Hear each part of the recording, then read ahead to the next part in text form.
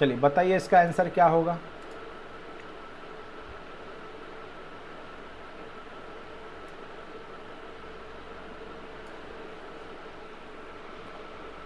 अनुसूचित जनजातियों के लिए लोकसभा में कितने आरक्षित सीटें हैं? तो याद रखिएगा उसके लिए आरक्षित सीटों की संख्या 47 है। कितने आरक्षित सीट हैं? तो याद रखिएगा आरक्षित सीटों की संख्या 47 है। ठीक है। लोकसभा में राष्ट्रपति के द्वारा कितने एंग्लो इंडियन का मतलब क्या होता है कि उनके जो माता होगी वो भारतीय मूल की और पिता यूरोपीय मूल के, विदेशी में भी कौन, यूरोप के होने चाहिए, न कि पाकिस्तान और बांग्लादेश का, भूटान का, यूरोप का होना चाहिए, तो उसको एंग्लो इंडियन कहा गया है। तो लोकसभा में एंग्लो इंडियन के लिए मनोनयन कितने सीटों पे होता है? तो 2 पे लोकसभा में एंग्लो इंडियन सदस्यों का मनोनयन किया जा सकता है। तो इसका एग्जैक्ट आंसर हो गया ऑप्शन नंबर 1।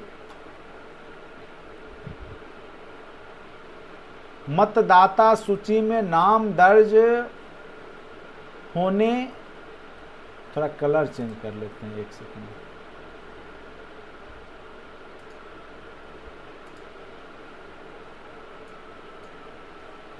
मतदाता सूची में नाम दर्ज होने के लिए भारतीय नागरिक की न्यूनतम आयु कितनी होनी चाहिए? बताइए तो। मतदाता सूची में बताइए 18, 21, 14। अभी चुनाव में वोट करने जाइएगा सब लोग तो वोटर हो ही गए होंगे, मतदाता सूची में आ ही गए होंगे। तो एग्जैक्ट आंसर क्या हो जाएगा आपका? 18 वर्ष। क्या हो जाएगा एग्जैक्ट आंसर? 18 वर्ष इसका एग्जैक्ट आंसर हो जाएगा। ठीक है। भारत में निर्वाचन में मतदान कौन कर सकता है? भारत में निर्वाचन में मतदान कौन कर सकता है? जिसका नाम मतदाता सूची में दर्ज हो, बिल्कुल सही। जिसकी आयु 18 वर्ष या इससे ज़्यादा हो गई हो, बिल्कुल सही। जो भारत का नागरिक हो, ये भी सही। यानी 1 से अधिक हो जाएगा इसका सही आंसर, यही होगा, 1 से अधिक हो जाएगा। आप लोग खुद बनाने का प्रयास कीजिए। चुनाव में प्रत्येक राजनीतिक दल के द्वारा प्रयुक्त होने वाला चुनाव चिन्ह का आवंटन कौन करता है? उस दिन हमने आपको चुनाव आयोग जब पढ़ा रहे थे तो हमने बताया था कि चुनाव चिन्ह देने का कार्य, आचार संहिता लगाने का कार्य, ये सब कार्य किसका होता है? तो चुनाव आयोग का होता है। तो जो चैप्टर यहाँ आप ऑब्जेक्टिव देख पा रहे हैं वो ऑलरेडी कंटेंट में आपको कराए गए हैं। ओल्ड वीडियो, न्यू वीडियो जो भी है, TRE 2.0 के सारे वीडियो जरूर देख लीजिएगा, TRE 3.0 के भी सारे वीडियो को जरूर देख लीजिएगा। ठीक है, अभी टाइम है आपके पास, तो कंटेंट में पड़े हुए सारे वीडियो को देखते रहिए। और मैं गारंटी के साथ बोलता हूं कि आप लोग आराम से पॉलिटी में 40 में 35 नंबर लाइएगा, एकदम गारंटेड, अगर आप ध्यान से पूरा वीडियो देख लिए होंगे तो। ठीक है, बाकी केवल जुड़ गए, पढ़ ही नहीं रहे हैं, क्लास कर ही नहीं रहे हैं। इस बैच में 150 बच्चे हैं, लेकिन प्रेजेंटेशन मुझे लगता है 10, 12, 15 लोग ही ऑनलाइन क्लास के टाइम पे करते, बाद बाकी देखते होंगे, बाद में देखते होंगे, क्योंकि सबका अपना अपना टाइमिंग होता है, ये बात मैं मानता हूँ। लेकिन देखेंगे तो निश्चित रूप से सफल होंगे, नहीं देख रहे होंगे तो फिर दिक्कत है। चलिए 5 का ऑप्शन नंबर बी। मुख्य निर्वाचन आयुक्त की नियुक्ति कौन करता है? उस दिन भी हमने पढ़ाया था, तो हमने बताया था, राष्ट्रपति चैप्टर भी जब पढ़ाया था तो उसमें भी बताया था कि जो निर्वाचन आयुक्त होते हैं उसकी नियुक्ति राष्ट्रपति के माध्यम से ही की जाती है, राष्ट्रपति ही करते हैं नियुक्ति मुख्य निर्वाचन आयुक्त का। तो इसका एग्जैक्ट आंसर क्या हो जाएगा? ऑप्शन नंबर ए हो जाएगा। चुनाव से संबंधित समस्त प्रक्रिया का संचालन और निर्वाचन संबंधी विवादों का निपटारा कौन करेगा? देखिए, जब भी विवाद हो जाएगा, निर्वाचन संबंधित विवाद हो जाएगा, चुनाव से संबंधित समस्त प्रक्रिया का संचालन, देखिए संचालन कौन करेगा समस्त प्रक्रिया का? तो चुनाव आयोग ही करेगा। विवादों का निपटारा कौन करता है? तो ये दोनों काम किसका होगा? चुनाव आयोग का ही काम होता है कि समस्त प्रक्रिया का संचालन करना, अगर कोई विवाद है तो उसको निपटारा करना। भारत में निष्पक्ष एवं स्वतंत्र निर्वाचन में क्या कठिनाई है? धन एवं बल का प्रयोग बिल्कुल। आप देखते होंगे अभी चुनाव का समय है, मैक्सिमम धन वाले लोग, बल वाले लोग को ही टिकट मिलता है। जो ऑलरेडी पहले से एमपी एमएलए हैं वही खड़े होंगे, या तो फिर सामंत या जमींदार लोग हैं जिनके पास ज़मीनें हैं, धन दौलत वाले हैं, वो आपको दिखेंगे। तो ये भारतीय निर्वाचन का ये सब आपको दिखाई देगा। तो धन एवं बल का प्रयोग बिल्कुल सही है। ये कठिनाई है निष्पक्ष मतलब निर्वाचन के लिए। बूथ छापामारी ये भी है। जाति धर्म भाषा सांप्रदायिकता ये भी है। जाति के आधार पे, धर्म के आधार पे अभी चुनाव होगा तो सभी धर्म खतरे में हो जाता है। भाषा के आधार पे हम यहाँ के हैं, वो बाहर का है, उसको वोट नहीं देना, यहाँ के लोकल लोगों को देना, ये भी आपको दिखाई देगा। जातिवाद तो आपको रग रग में बसा हुआ है। ठीक है, आप जाति के आधार पे बता सकते हैं कि इस जाति के लोग कहाँ वोट गिराएंगे। ठीक है, तो ये मानसिकता कमोवेश पूरे बिहार में तो व्याप्त है ही, लेकिन ये पूरे देश में है। तो ये सब सारे निष्पक्ष रूप से चुनाव या निर्वाचन में कठिनाइयां हैं आपके देश का। तो इसका एग्जैक्ट आंसर ऑप्शन नंबर क्या हो जाएगा? डी हो जाएगा। ठीक है, ऑप्शन नंबर डी हो जाएगा इसका एग्जैक्ट आंसर। मुख्य निर्वाचन आयुक्त का कार्यकाल कितने वर्षों का होता है? तो याद रखिएगा, जो निर्वाचन आयुक्त होते हैं वो 6 वर्षों के लिए बनते हैं। कितने वर्षों के लिए बनते हैं? तो 6 वर्ष के लिए निर्वाचन आयुक्त बनते हैं, जबकि राष्ट्रपति 5 वर्षों के लिए। ठीक है, भारतीय निर्वाचन की प्रक्रिया में व्यापक सुधार के बावजूद कौन सी मौलिक कठिनाइयां शेष है? देखिए, भारतीय निर्वाचन की प्रक्रिया में व्यापक सुधार हुआ, फिर भी बहुत सारी मौलिक कठिनाइयां हैं। कौन सा? निर्दलीय प्रत्याशियों की बढ़ती संख्या, ये भी सही है।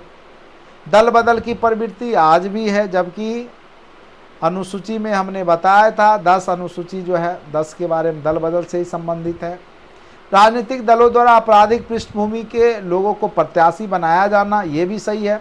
आप देखेंगे कि जो लोग क्रिमिनल हैं, आपराधिक प्रवृत्ति के हैं, उनको भी टिकट दिया जाता है और उनकी जीतने की संभावना भी ज़्यादा रहती है। ठीक है, तो ये जो है कठिनाइयाँ हैं आपके देश में चुनाव से संबंधित।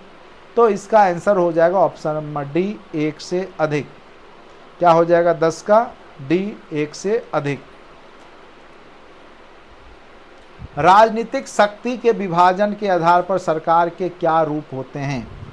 राजनीतिक शक्ति के विभाजन के आधार पर,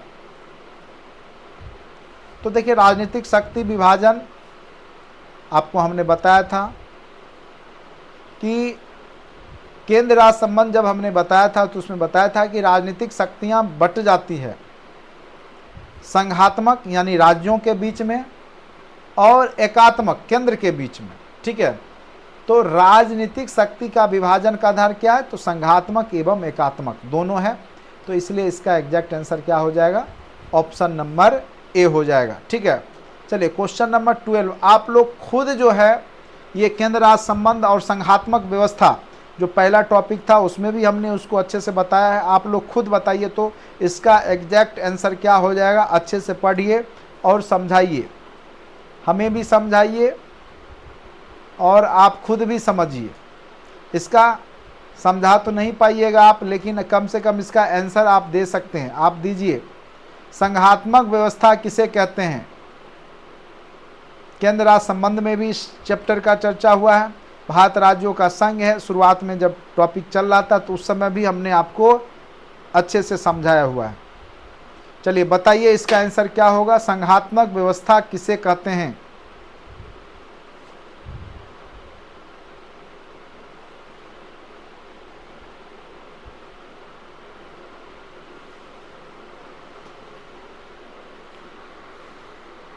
कुछ समझ में नहीं आता है तो ऑप्शन नंबर डी बता देते हैं। नहीं, गलत है।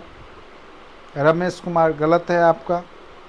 चलिए देखिए, संघात्मक व्यवस्था केंद्र राज्य संबंध में हम आपको अच्छे से बताया हुआ है, ठीक है। जिसमें संघात्मक व्यवस्था मतलब क्या है कि आपके राज्य संघ, क्या भारत क्या है, राज्यों का संघ है, तो संघात्मक व्यवस्था है जिसमें सारी शक्तियां केंद्र सरकार में निहित होती है। बिल्कुल गलत। भारत में क्या है, केंद्र और राज्य दोनों मिल करके चला रही होती है ना। जैसे अभी केंद्र का जब चुनाव हो रहा है लोकसभा का, तो वो राज्य में भी चुनाव हो रहा है, राज्य के भी प्रतिनिधि जाएंगे लोकसभा में। तो यहाँ पे क्या है कि सारी शक्तियां केंद्र में निहित होती है। बिल्कुल गलत। राज्य में के पास भी होती है। इसमें सारी शक्तियां प्रांतीय सरकारों में होती है। बिल्कुल गलत, ये भी नहीं है। जिसमें समस्त शक्तियां केंद्र एवं प्रांत सरकारों में विभाजित होती है, संघात्मक व्यवस्था उसी को कहते हैं, ठीक है। जिसमें जो शक्तियां हैं वो केंद्र और राज्य दोनों के बीच में विभाजित हो, ठीक है। तो इसका exact answer option number C हो जाएगा। भारतीय संविधान का स्वरूप कैसा है, यह भी क्वेश्चन पूछा हुआ है। संघात्मक है, एकात्मक है, अध्यक्षीय है। ये पूछा था कि कहाँ पे अध्यक्षीय है, ये आपको याद होगा TRE 3 में शायद पूछा था। अमेरिका में अध्यक्षीय व्यवस्था है, अध्यक्ष होता है, ठीक है। तो भारतीय संविधान का स्वरूप कैसा है, संघात्मक, एकात्मक। तो भारतीय संविधान का स्वरूप क्या है, अभी तुरंत हमने बताया, भारत क्या है, राज्यों का संघ है, तो इसलिए संघात्मक व्यवस्था है। भारत में किस प्रकार का संविधान का स्वरूप है, तो संघात्मक है, फेडरल। सरकार के कितने अंग होते हैं, बार बार हमने बताया आपको, कार्यपालिका, विधायिका, न्यायपालिका। सरकार के 3 अंग होते हैं।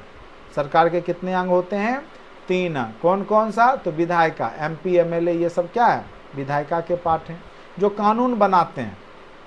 कार्यपालिका, जो कानून को क्या करते हैं, जमीनी स्तर पे लाते हैं। और न्यायपालिका, उस कानून को बचाते हैं, कोई उसमें कमी नहीं हो। अगर कोई कानून को नहीं मानता तो उसको सजा देती है। तो सरकार के कितने अंग हैं, 3 अंग। मेन रूप से कितने अंग हैं सरकार के, तो 3 अंग हैं, कार्यपालिका, विधायिका और न्यायपालिका। चलिए, विधेयक के प्रकार, ये तो आप लोग जानते ही होंगे। विधेयक मतलब कानून जो बनता है, विधेयक पारित होगा तभी कानून बनेगा। तो एक तो आपका जनरल होता है समान विधेयक, और दूसरा होता है वित्त संबंधित विधेयक, यानी वित्त विधेयक, ठीक है। तो 15 का एग्जैक्ट आंसर क्या हो जाएगा, सरकारी और गैर सरकारी भी विधेयक होते हैं, समान और वित्त विधेयक भी होता है। तो इसका एग्जैक्ट आंसर हो जाएगा A और B दोनों, ठीक है। संसद द्वारा पारित स्वीकृत विधेयक कब कानून का रूप ग्रहण करता है, जब राष्ट्रपति साइन कर दे।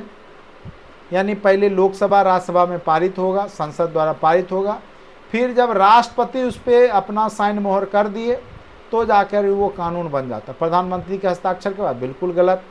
लोकसभा के स्पीकर के हस्ताक्षर के बाद, बिल्कुल गलत। राष्ट्रपति के हस्ताक्षर के बाद, बिल्कुल सही, ठीक है। तो संसद द्वारा पारित स्वीकृत विधेयक कब कानून का रूप ग्रहण करता है, तो राष्ट्रपति के हस्ताक्षर के पश्चात, ठीक है। चलिए नेक्स्ट क्वेश्चन पे आते हैं, क्वेश्चन नंबर 17। कानूनों के क्रियान्वयन की शक्ति किसके पास होती है, यानी कानून बनाने की शक्ति किसके पास हो, क्रियान्वयन मतलब उसको लागू करवाने का काम, क्रियान्वयन कौन करता है कानून का, ठीक है। तो देखिए, बनाने का काम विधायिका करती है, निर्माण करने का, लेकिन क्रियान्वयन, उसको एग्जीक्यूट करने का काम, इम्प्लीमेंट करने का काम जो होता है वो एग्जीक्यूटिव यानी कार्यपालिका का होता है। इसका एग्जैक्ट आंसर क्या हो जाएगा, ऑप्शन नंबर B, कानून के क्रियान्वयन की शक्ति किसके पास होती है, तो कार्यपालिका के पास होता है। और देश में कार्यपालिका का सबसे प्रधान कौन होते हैं, तो राष्ट्रपति। राज्य स्तर पे कौन होते हैं, तो राज्यपाल, याद रखिएगा। चलिए नेक्स्ट क्वेश्चन पे आते हैं। सरकार के निर्णयों को कानून का रूप कौन प्रदान करता है, सरकार के निर्णय को मंत्रिमंडल, संसद, न्यायपालिका। कानून जब भी बनेगा तो संसद के माध्यम से ही बनता है, लोकसभा, राज्यसभा और लास्ट में राष्ट्रपति। तो संसद के 3 अंग होते हैं, आपको पता होगा, लोकसभा, राज्यसभा और राष्ट्रपति। तो तीनों मिलके ही कानून को जो है सरकार के निर्णय को कानून के रूप में बदलते हैं, यानी संसद। इसका एग्जैक्ट आंसर हो जाएगा option number B. Question number 19 पे आते हैं। केंद्र सरकार के द्वारा लिए जाने वाले निर्णयों में किन अंगों की भागीदारी होती है? तो केंद्र सरकार के द्वारा, यानी जो भारत सरकार है, केंद्र सरकार, किन अंगों की भागीदारी होगी? मंत्रिमंडल का, संसद का, नौकरशाही का, एक से अधिक, इनमें से कोई नहीं। तो देखिए, मंत्रिमंडल के द्वारा भी निर्णय लिए जाते हैं, संसद के द्वारा भी लिए जाते हैं, और नौकरशाही जो IAS IPS है वो भी बहुत सारे निर्णय लेते हैं, और इन सब के निर्णयों से आपका देश चल रहा होता है। तो केंद्र सरकार के द्वारा लिए जाने वाले निर्णयों में किन अंगों की भागीदारी होती है? तो इन सब की भागीदारी होती है। इसका एग्जैक्ट आंसर हो जाएगा ऑप्शन नंबर डी, एक से अधिक। चलिए नेक्स्ट क्वेश्चन पे आते हैं। सरकार ने बचपन बचाओ कार्यक्रम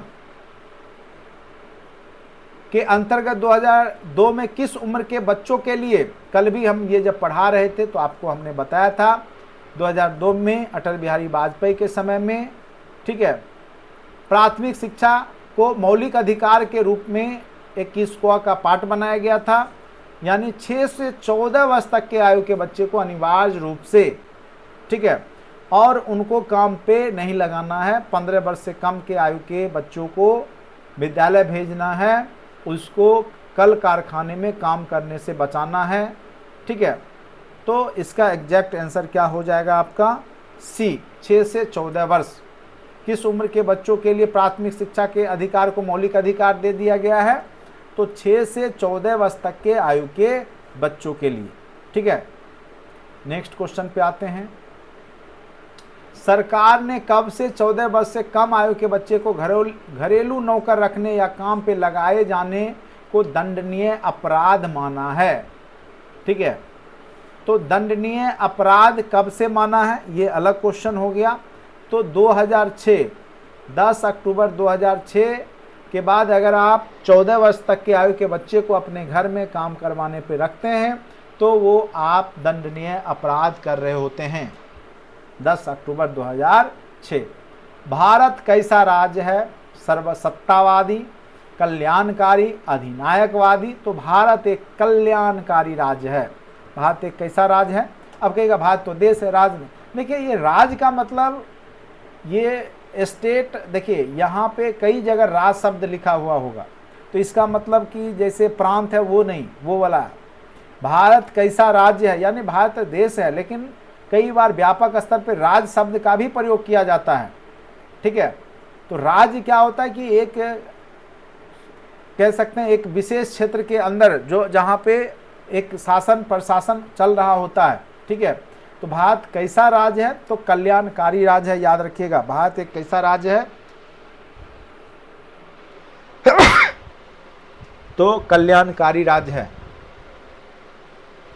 भारतीय संघ की वास्तविक कार्यपालिका शक्ति किसमें निवास करती है? तो देखिए, ऐसे तो कार्यपालिका की शक्ति मेन राष्ट्रपति में होती है, लेकिन वास्तविक जब लिख दे तो क्या लगता है आपको, प्रधानमंत्री होंगे कि कोई और होगा? सब जगह प्रधानमंत्री ही होते हैं, जान लीजिए। वास्तविक रूप से केवल मुखौटा के रूप में राष्ट्रपति का प्रयोग होता है, बाकी मेन काम जो करते हैं देश स्तर पे वो प्रधानमंत्री अपने मंत्रिमंडल की मदद से या मंत्रिमंडल सहित। तो याद रखिएगा, मेन कार्यपालिका की शक्ति प्रधानमंत्री सहित मंत्रिमंडल में ही होती है। तो इसका एग्जैक्ट आंसर क्या हो जाएगा? सी। निम्नलिखित में से कौन भारतीय संसद का अंग नहीं? अभी तुरंत हमने बताया, राष्ट्रपति, लोकसभा और राज्यसभा ये अंग है। नौकरशाही भारतीय संसद का अंग नहीं है, इसलिए इसका एग्जैक्ट आंसर क्या हो जाएगा? Option number C. संसदीय व्यवस्था की क्या विशेषताएं होती है? विधायिका और कार्यपालिका के बीच शक्ति का पृथक्करण होता है, विधायिका और कार्यपालिका के बीच शक्ति का समन्वय होता है। तो आप बताइए इसका एग्जैक्ट आंसर क्या हो जाएगा। राष्ट्र का अध्यक्ष सरकार का वास्तविक प्रधान होता है? बिल्कुल नहीं, वास्तविक प्रधान तो प्रधानमंत्री है, जबकि राष्ट्र का अध्यक्ष कौन है? राष्ट्रपति। विधायिका और कार्यपालिका भी शक्ति का पृथक्करण होता है। क्या शक्ति का पृथक्करण होता है विधायिका और कार्यपालिका के बीच में? विधायिका और कार्यपालिका के बीच शक्ति का समन्वय होता है। तो ये आपका सबसे उपयुक्त आंसर हो जाएगा। यहाँ पे जो संसदीय व्यवस्था में क्या होता है, विधायिका कार्यपालिका सभी आपसी शक्ति को समन्वय स्थापित करके ही देश को चला रही होती है। शक्ति का पृथक्करण नहीं होता। विधायिका और कार्यपालिका अलग अलग स्वतंत्र निकाय है, लेकिन शक्ति की बात करें तो ये आपस में मिल करके ही काम करती है। तो इसका एग्जैक्ट आंसर क्या हो जाएगा? विशेषता में विधायिका और कार्यपालिका के बीच शक्ति का क्या है? समन्वय होता है। ठीक है, लेकिन दोनों स्वतंत्र निकाय होती हैं। विधायिका और कार्यपालिका और न्यायपालिका सभी अपने आप में स्वतंत्र निकाय है। ठीक है, लेकिन यहाँ शक्ति की बात की गई, इसलिए ऑप्शन नंबर बी इसका सही जवाब होगा। तो टोटल 25 क्वेश्चन आज हमने करवाए हैं आपको, और उधर से आपको हमने 22 क्वेश्चन के आसपास उधर भी हमने करवाया। ठीक है, और जो एचएम वाले जो लोग हैं एचएम की तैयारी करें तो उनके लिए टीचिंग एप्टीट्यूड भी स्टार्ट हो चुका है। आज का भी आपका लाइव सेशन में दिखेगा। ठीक है, और कंटिन्यू अब लगातार आपका टीचिंग एप्टीट्यूड और करंट अफेयर्स करवाए जाएंगे। ऑब्जेक्टिव सेशन जो भी बचा खुचा है पॉलिटी का वो मैं आपको करवा रहा हूँ। बाकी ऑलरेडी सारे टॉपिक वाइज चैप्टर हो चुका है। ऑब्जेक्टिव सेशन भी लगभग जहाँ से क्वेश्चन पूछे जाने की संभावना है वो लगभग आपका हो ही रहा है और हो ही जाएगा कुछ दिनों के अंदर ही। तो आप लोग रिवीजन पर विशेष जोर दीजिए, बार बार पढ़ते रहिए, रिवाइज करते रहिए। रिवीजन से ही आपको एग्ज़ाम तक वो सही रूप में जाएगा। अगर आप ओवर कॉन्फिडेंस में चले जाएंगे तो आपका रिजल्ट नहीं बनेगा। ये आप लगातार कंटिन्यूटी बनाए रखिए। डेली ज़्यादा नहीं, 2 घंटा 3 घंटा कम से कम डेली आपको, ऐसे अब तो नज़दीक है एग्ज़ाम, ज़्यादा देना चाहिए। जो पहले से देते आ रहे हैं तो उनके लिए 2-3 घंटा है, बाद बाकी जो अभी नहीं दिए हैं पहले से टाइम तो वो ज़रूर 5 से 6 घंटा अभी आप अपने स्टडी पे फोकस कीजिए, तब जा कर के आपकी संभावनाएं रहेगी रिजल्ट में आने का। नहीं तो कंपटीशन टफ है, इसको हल्के में ना ले, लगातार प्रयासरत रहें, मेहनत करते रहें, सफलता आपको ज़रूर मिलेगी। कमज़ोर से कमज़ोर लोग भी बाजी मार सकते हैं। कछुआ खरगोश की कहानी होते हैं यहाँ। अच्छे स्टूडेंट पीछे हो जाएंगे और जो लगातार कंटिन्यू मेहनत कर रहे हैं वो यहाँ पे सफल हो जाएंगे। तो बचपन में आपने कछुआ और खरगोश की कहानी पढ़ी है, तो टीचर कछुआ ही बनेगा, खरगोश नहीं बन पाएगा। तो इतना जान लीजिए, आप लोग कछुए की चाल में लगातार कंटिन्यू मेहनत करते रहिए। आज के लिए इतना ही, धन्यवाद।